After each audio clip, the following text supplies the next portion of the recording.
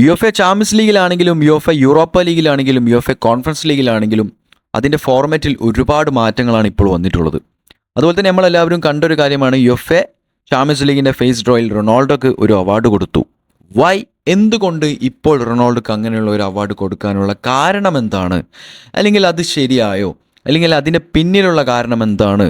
അതുപോലെ തന്നെ UEFA champions ലീഗിൻ്റെ ഫേസ് ഡ്രോയിൽ വന്ന മാറ്റങ്ങൾ എന്തൊക്കെയാണ് എന്നുള്ള കാര്യങ്ങളെക്കുറിച്ചാണ് നമ്മൾ ഈ വീഡിയോയിൽ പറയാൻ പോകുന്നത്. തീർച്ചയായിട്ടും വീഡിയോ മുഴുവനായിട്ട് കാണാൻ ശ്രമിക്കാം. ആദ്യം നമുക്ക് UEFA ചാമ്പ്യൻസ് ലീഗിൻ്റെ ഫോർമാറ്റിൽ വന്ന മാറ്റങ്ങളെക്കുറിച്ച് പറയാം. അങ്ങനെയാണെങ്കിൽ ആ ഒരു കാര്യം നിങ്ങൾക്ക് മനസ്സിലായി കഴിഞ്ഞാൽ തീർച്ചയായിട്ടും നിങ്ങൾക്ക് മനസ്സിലാവും റൊണാൾഡോക്ക് എന്തുകൊണ്ടാണ് ഇപ്പോൾ ആ ഒരു അവാർഡ് കൊടുക്കാനുള്ള കാരണം എന്താണെന്നുള്ളത് വളരെ കറക്റ്റായിട്ട് മനസ്സിലാവും. അങ്ങനെയാണെങ്കിൽ UEFA ചാമ്പ്യൻസ് ലീഗിൻ്റെ ഫോർമാറ്റിൽ വന്ന മാറ്റങ്ങൾ എന്തൊക്കെയാണെന്ന് നമുക്ക് നോക്കാം. 2024-25 UCL നോക്കുന്ന സമയത്ത് പ്രീവിയസ് UCL എടുത്ത് നോക്കുകയാണെങ്കിൽ എന്ന് വെച്ചാൽ 2023-24 UCL എടുത്ത് നോക്കുകയാണെങ്കിൽ 32 ടീമായിരുന്നു. അതുപോലെ തന്നെ ഈ 32 ടീമിനെ 4 ടീമുകൾ അടങ്ങുന്ന 8 ഗ്രൂപ്പുകളായി തരംതിരിച്ചിട്ടാണ് മാച്ചുകളൊക്കെ നടത്തിയിരുന്നത്. പക്ഷേ ഇപ്പോൾ നിലവിൽ ഈ 32 ടീം എന്നുള്ളിടത്ത് 36 ടീമുകളാക്കി മാറ്റി. അതുപോലെ തന്നെ ഈ 36 ടീമുകളെ ഒരു പട്ടികയിലാണ് ഒരുമിച്ച് റാങ്ക് ചെയ്യപ്പെടുന്നത്. അതുപോലെ തന്നെ Premier League, Serie A, La Liga ഒക്കെ എന്ന് പറയുന്നത് പോലെ ഓരോ ടീമിനും 32, 30 എന്നുള്ള മാച്ചുകളൊന്നുമില്ല. ഓരോ ടീമിനും 8 മാച്ചുകൾ വീതമാണ് ടാബിൾ പട്ടിക മത്സരത്തിൽ നൽകുന്നത്. അങ്ങനെ 8 മാച്ചുകൾക്ക് ശേഷം അവരെല്ലാവരും ഒരേ പട്ടികയിൽ റാങ്ക് ചെയ്യപ്പെടുന്നു. അതിനുശേഷം ആദ്യ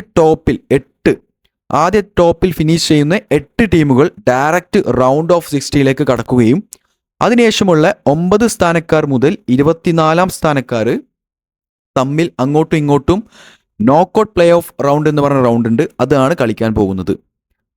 ബാക്കിയുള്ള 25 സ്ഥാനക്കാർ മുതൽ 36 സ്ഥാനക്കാർ വരെയുള്ള എല്ലാ ടീമുകളും എല്ലാ UEFA ലീഗിൽ നിന്ന് പുറത്താവുകയാണ് ചെയ്യുന്നത്. ഇനി ഈ നോക്കൌട്ട് പ്ലേ ഓഫ് റൗണ്ട് എന്ന് പറഞ്ഞു കഴിഞ്ഞാൽ എന്താണ്?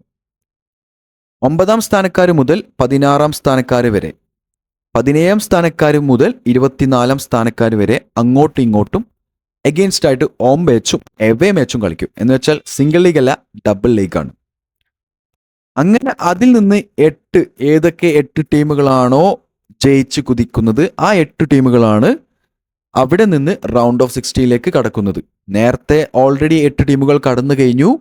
അതുപോലെ തന്നെ നോക്കൌട്ട് പ്ലേ ഓഫ് സ്റ്റേജിൽ നിന്ന് 8 ടീമുകൾ വീണ്ടും കടക്കുന്നു. അങ്ങനെ റൗണ്ട് 60ലേക്ക് എത്തുന്നു. പിന്നെ അങ്ങോട്ട് സാധാരണ രീതിയിൽ നമ്മൾ കാണുന്നത് പോലെ തന്നെ quarter final, semi final, final, അങ്ങനെയാണ് വരാൻ പോകുന്ന UCLൽ 2024-25 ഉള്ള മാറ്റങ്ങൾ എന്ന് പറയുന്നത്. ഇനി പറയാനുള്ളത് റൊണാൾഡോക്ക് എന്തുകൊണ്ട് ഈ ഒരു സമയത്ത് ഇങ്ങനെയുള്ള ഒരു പുരസ്കാരം കൊടുക്കാനുള്ള കാരണം എന്താണ്, അല്ലെങ്കിൽ അതിന്റെ പിന്നിലുള്ള കാരണം എന്താണെന്ന് നോക്കിക്കഴിഞ്ഞാൽ കാരണം മറ്റൊന്നുമല്ല, ഇതുപോലെ മാറ്റങ്ങൾ വന്നതുകൊണ്ട് ഓരോ പ്ലെയറിനും ഇനി ഒരുപാട് മാച്ചുകൾ കിട്ടാനുള്ള അവസരങ്ങളുണ്ട്. റൊണാൾഡോ 11 മാച്ചിലാണ് 17 ഗോൾ അടിച്ചുകൊണ്ട് ആ ഒരു റെക്കോർഡ് ഇപ്പോഴും നിലനിൽക്കുന്നത്. അതുപോലെ തന്നെ റൊണാൾഡോ ഒരുപാട് 7 തവണ UCLന്റെ ടോപ്പ് സ്കോറായി നിലനിന്നിട്ടുണ്ടെങ്കിൽ അത് 13, 12, 11 ഒക്കെ മാച്ചുകൾ കൊണ്ടാണ് റൊണാൾഡോ അത്രയും ഗോൾ അടിച്ച് കൂട്ടിയിട്ടുള്ളത്. പക്ഷേ ഇനിയുള്ള പ്ലേയേഴ്സിന് 13-നേക്കാളും 14-നേക്കാളും 15-നേക്കാളും കളികൾ കിട്ടാനുള്ള സാധ്യതയുണ്ട്. അതുപോലെ തന്നെ ഗോൾ ഒരുപാട് അടിച്ചു കൂട്ടാനുള്ള സാധ്യതയുണ്ട്. സോ റൊണാൾഡോന്റെ റെക്കോർഡുകൾ ഇനി പുഷ്പം പോലെ തകർക്കാൻ സാധ്യത ഒരുപാട് കൂടുതലാണ് എന്നാണ് എൻ്റെ ഒരു പേഴ്സണൽ ഒപ്പീനിയൻ. അതുകൊണ്ടാണ് ഇപ്പോൾ അങ്ങനെയുള്ള ഒരു അവാർഡ് റൊണാൾഡോക്ക് കൊടുത്തത്. ഇങ്ങനെ കൊടുത്ത് ഒരു ഒപ്പീനിയൻ പറയുകയാണെങ്കിൽ അത്രയും നല്ലൊരു കാര്യം തന്നെയാണ്. കാരണം ഇനി റൊണാൾഡോന്റെ റെക്കോർഡ് എത്ര കാലം വരെ ഉണ്ടാവുമെന്ന് ഒരിക്കലും പറയാൻ പറ്റില്ല. ചിലപ്പോൾ അത് പെട്ടെന്ന് തന്നെ തകർക്കാൻ സാധ്യതയുണ്ട്. സോ അതുകൊണ്ട് റൊണാൾഡോക്ക് ഇപ്പോൾ അവാർഡ് കൊടുത്തതിൽ ഞാൻ ഒരുപാട് സന്തോഷവാനാണ്. അല്ലെങ്കിൽ റൊണാൾഡോക്ക് അങ്ങനെ ഒരു അവാർഡ് കൊടുക്കണം എന്നായിരുന്നു എൻ്റെ ഒരു പേഴ്സണൽ ഒപ്പീനിയൻ എന്ന് പറയുന്നത്.